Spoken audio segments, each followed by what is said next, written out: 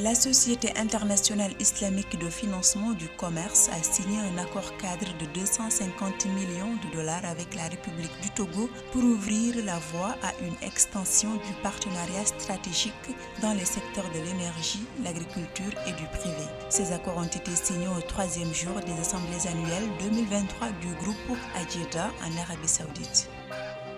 Le conseil d'administration de la Banque ouest-africaine de développement s'est réuni en mode semi-présentiel pour sa 135e session ordinaire sous la présidence de Serge Ekoué, président du conseil d'administration, président de la BOAD. Il en ressort que le total des engagements de la BOAD est chiffré à 7 642,7 milliards de francs CFA à ce jour. Au Nigeria, le taux d'inflation en avril 2023 a augmenté de 0,18% par rapport à celui du mois de mars, passant de 22,04 à 22,22% selon le dernier rapport sur l'indice des prix à la consommation du Bureau national des statistiques. Il s'agit du niveau des prix les plus élevés depuis au moins 17 ans.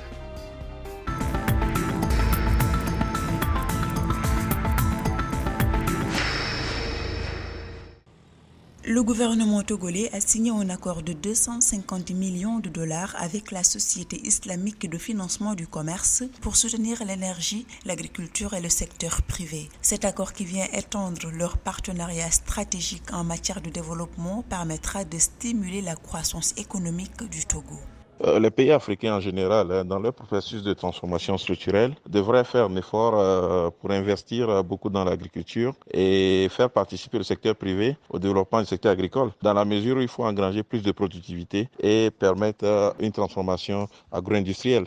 Donc ce financement que le Togo va recevoir, naturellement, va aider à augmenter la productivité dans le secteur agricole. Un programme de 3 ans pour le Togo a également été signé et porte sur le développement des capacités en matière de facilitation des échanges, la promotion des chaînes de valeur à l'exportation et à la finance islamique. Notons qu'une douzaine d'accords majeurs d'une valeur de 750 millions de dollars ont été signés avec plusieurs pays de l'ITFC, dont l'Algérie, le Cameroun ainsi que des organisations régionales.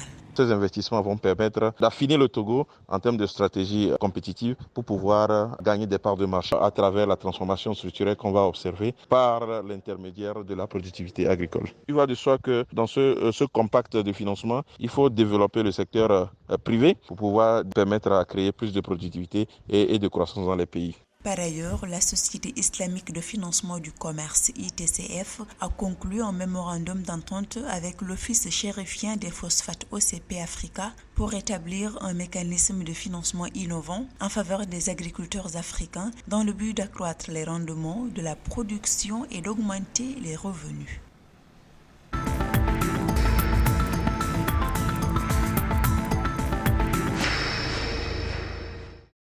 Le conseil d'administration de la Banque ouest-africaine de développement BOAD a autorisé de nouveaux engagements pour 173,38 milliards de francs CFA à l'issue de sa 135e session ordinaire sous la présidence de Serge Ekoué, président du conseil d'administration, président de la BOAD. 12 nouvelles opérations ont été approuvées pour un montant global de 173,38 milliards de francs CFA, portant à 7 642,7 milliards de francs CFA le total des engagements, toute opération confondue de la BOAD depuis le démarrage de ses activités opérationnelles en 1976.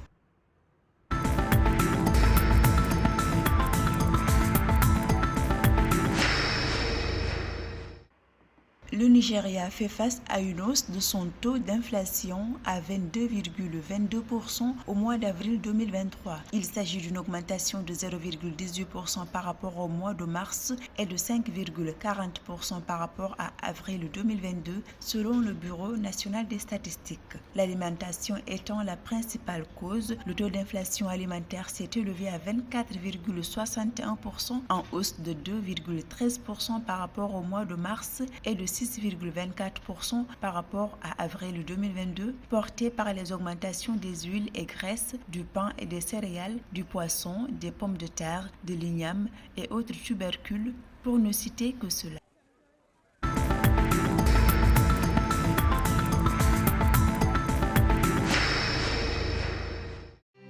À l'issue de l'exercice 2022, le résultat net après impôt de la société Nouvelle Édition Ivoirienne Centre d'édition et de diffusion africaine a connu l'augmentation de 232 millions de francs CFA par rapport à l'exercice 2021 selon les états financiers établis par la direction de l'entreprise. Ce résultat net est passé de 980 millions de francs CFA en 2021 à 0,212 milliards de francs CFA un an plus tard. Le chiffre d'affaires, quant à lui, est également en hausse de 114 millions, passant de 8,874 milliards de francs CFA en 2021 à 8,988 milliards de francs CFA en 2022.